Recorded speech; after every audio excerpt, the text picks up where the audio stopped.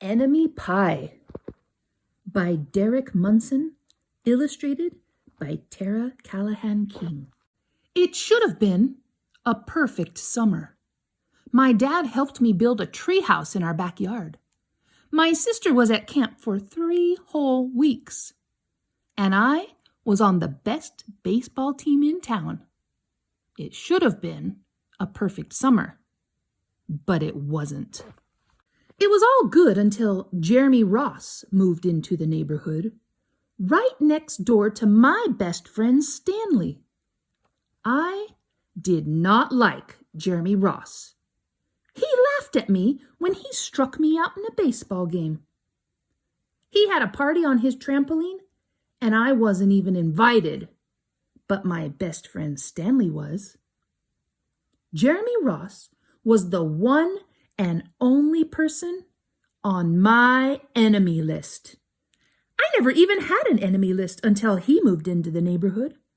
But as soon as he came along, I needed one. I hung it up in my treehouse, where Jeremy Ross was not allowed to go. Dad understood stuff like enemies. He told me that when he was my age, he had enemies too, but that he knew a way to get rid of them. I asked him to tell me how. "Tell you how? I'll show you how," he said. He pulled a really old recipe book off the kitchen shelf.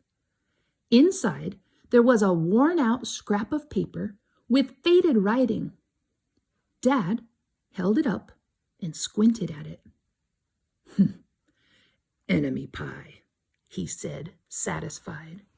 You may be wondering what exactly is in enemy pie? I was wondering too. But Dad said the recipe was so secret, he couldn't even tell me. I decided it must be magic. I begged him to tell me something, anything. "I'll tell you this," he said. "Enemy pie is the fastest known way to get rid of enemies." Now, of course, this got my mind working. What kinds of things, disgusting things, would I put into a pie for an enemy? I brought Dad some weeds from the garden, but he just shook his head. I brought him earthworms and rocks, but he didn't think he needed those. I gave him the gum I'd been chewing all morning. He gave it right back to me. I went out to play alone. I shot baskets until the ball got stuck on the roof. I threw a boomerang that never came back to me. And all the while, I listened to the sounds of my dad chopping and stirring and blending the ingredients of enemy pie. This could be a great summer after all. Enemy pie was going to be awful.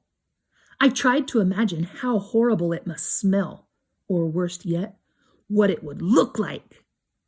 But when I was in the backyard looking for ladybugs, I smelled something really, really, really good. And as far as I could tell, it was coming from our kitchen. I went in to ask Dad what was wrong. Enemy pie shouldn't smell this good. But Dad was smart. "If enemy pie smelled bad, your enemy would never want to eat it," he said. I could tell that he had made enemy pie before. The buzzer rang, and Dad put on the oven mitts and pulled the pie out of the oven. It looked like plain old pie. It looked good enough to eat. I was catching on. But still, I wasn't really sure how this enemy pie worked. What exactly did it do to enemies? Maybe it made their hair fall out, or it made their breath stinky. Maybe it made bullies cry. I asked Dad, but he was no help. He wouldn't tell me a thing. But while the pie cooled, he filled me in on my job. He talked quietly. "There is one part of enemy pie that I can't do, In order for it to work, you need to spend a day with your enemy. Even worse, you have to be nice to him. It's not easy, but that's the only way that enemy pie can work. Are you sure that you want to go through with this? Of course I was. It sounded horrible. It was scary. But it was worth a try. All I had to do was spend one day with Jeremy Ross. Then he'd be out of my hair for the rest of my life. I rode my bike to his house and I knocked on the door. When Jeremy opened the door, he seemed surprised. He stood on the other side of the screen door and looked at me, waiting for me to say something. I was nervous. Can you play? I asked. He looked confused. I'll go ask my mom, he said. He came back with his shoes in his hand. His mom walked around the corner to say hello. You boys stay out of trouble, she said, smiling. We rode bikes for a while and played on the trampoline. Then we made some water balloons and threw them at the neighbor girls. But we missed. Jeremy's mom made us lunch. After lunch, we went over to my house. It was strange, but I was kind of having fun with my enemy. He almost seemed nice. But of course, I couldn't tell Dad that, since he had worked so hard to make this enemy pie. Jeremy Ross liked my basketball hoop. He said he wished he had a basketball hoop, but they didn't have room for one. I let him win a game just to be nice. Jeremy Ross knew how to throw a boomerang. He threw it and it came right back to him. I threw it and it went over my house and into the backyard.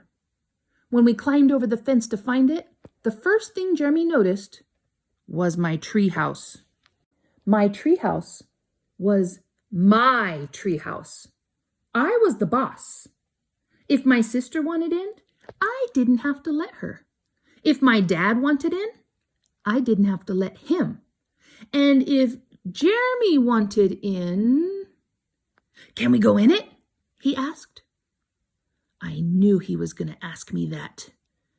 But he was the top person, the only person on my enemy list. And enemies aren't allowed in my treehouse. But he did teach me how to throw a boomerang. And he did have me over for lunch. And he did let me play on his trampoline. He wasn't being a very good enemy. Okay, I said, but hold on. I climbed up ahead of him and tore the enemy list off the wall. I had a checkerboard and some cards in the treehouse, and we played games until my dad called us down for dinner. We pretended like we didn't hear him, and when he came to get us, we tried to hide from him, but somehow he found us. Dad made us macaroni and cheese for dinner, my favorite. It was Jeremy's favorite too. Maybe Jeremy Ross wasn't so bad after all. I was beginning to think that maybe we should just forget about the enemy pie. But sure enough, after dinner, Dad brought out the pie. I watched as he cut the pie into 8 thick slices. Dad, I said, it sure is nice having a new friend in the neighborhood. I was trying to get his attention and trying to tell him that Jeremy Ross was no longer my enemy. But Dad only smiled and nodded. I think that he thought I was just pretending. Dad dished up 3 plates side by side with big pieces of pie and giant scoops of ice cream. He passed one to me and one to Jeremy. Wow, Jeremy said, looking at the pie. My dad never makes pie like this. It was at this point that I panicked. I didn't want Jeremy to eat the enemy pie. He was my friend. I couldn't let him eat it. Jeremy, don't eat it. It's bad pie. I think it's poisonous or something. Jeremy's fork stopped before reaching his mouth. He crumpled up his eyebrows and he looked at me funny. I felt relieved. Whew, I had saved his life. I was a hero. If it's so bad, Jeremy asked, then why is your dad already eaten half of it? I turned to look at my dad. Sure enough, he was eating enemy pie. Good stuff, he mumbled through a mouthful. And that was all he said. I sat there watching him eat enemy pie for a few seconds. Dad was laughing. Jeremy was happily eating. And neither of them was losing any hair. It seemed safe enough, so I took a tiny taste. Enemy pie was delicious. After dessert, Jeremy rode his bike home, but not before inviting me over to play on his trampoline in the morning. He said he'd teach me how to flip. As for enemy pie, I still don't know how to make it. I still wonder if enemies really do hate it, or if their hair falls out, or if their breath turns bad. But I don't know if I'll ever get an answer, because I just lost my best enemy.